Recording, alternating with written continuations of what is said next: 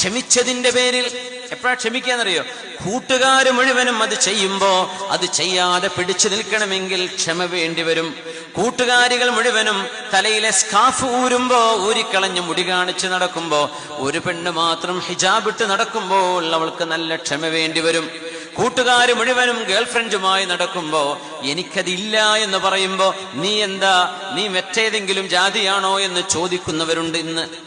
ഒരു പെൺകുട്ടിക്കൊരു ഗേൾഫ്രണ്ട് ഇല്ല എന്ന് പറയുമ്പോ നീ മറ്റേതെങ്കിലുമാണോ, സ്വർഗഭോഗിയാണോ എന്ന് ചോദിക്കുന്ന പെൺകുട്ടികളുണ്ട്. എത്ര വലിയ ദുരന്തമാണ് രാജ്യത്തിന്, നാടിൽ, നമ്മുടെ ചിന്തകളിൽ വരുന്ന ഈ മാറ്റങ്ങൾ നമ്മുടെ ഈമാനിനെ അറ്റാക്ക് ചെയ്തുകൊണ്ടിരിക്കുകയാണ്. ഈമാനിന്റെ മതിൽ വന്ന് ഇടിച്ചുകൊണ്ടിരിക്കുകയാണ്.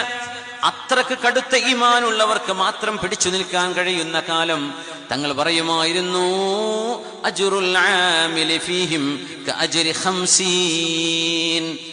ആ കാലഘട്ടത്തിൽ അമല് ചെയ്യുന്ന ആളുകൾക്ക് അല്ലാഹു 50 ആളിന്റെ കൂലി കൊടുക്കും.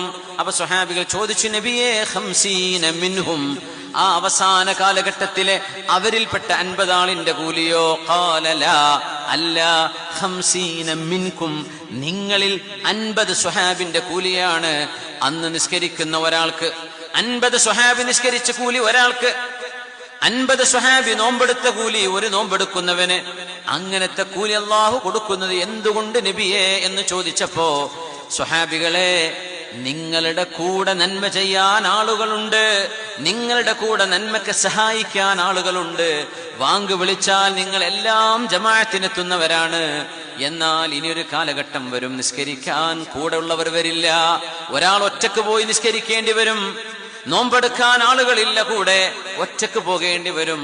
ഗേൾഫ്രണ്ട് ഇല്ലാത്തൊരു ബോയ് പോലുമില്ല, ഒറ്റക്ക് നടക്കുന്നവനായിരിക്കും അവര്. ബോയ് ഫ്രണ്ട് ഇല്ലാത്തൊരു ഗേളുമില്ല, ആ ഗേൾ ഒറ്റക്ക് നടക്കേണ്ടി വരും. 50 സ്വഹാബിയത്തിന്റെ കൂലി ആ പെണ്ണിന് അല്ലാഹു നൽകും, ആ പെൺകുട്ടിക്ക് അല്ലാഹു നൽകും. ആ ക്യാമ്പസിൽ ആ പെണ്ണ് ക്ഷമിച്ചു നടക്കേണ്ടി വരും. വജസാഹും ബിമാ സ്വബറൂ ജന്നതൻ വഹരീറാ. അല്ലാഹു തആല സിൽക്കും പട്ടും പവിഴങ്ങളും രത്നങ്ങളുമുള്ള സ്വർഗലോകം അവർക്ക് നൽകുന്നു. കാരണം പറഞ്ഞത് ബിമാ സ്വബറൂ, ക്ഷമിച്ചത് കാരണം. ക്ഷമ എളുപ്പമല്ല മുഅ്മിനേ.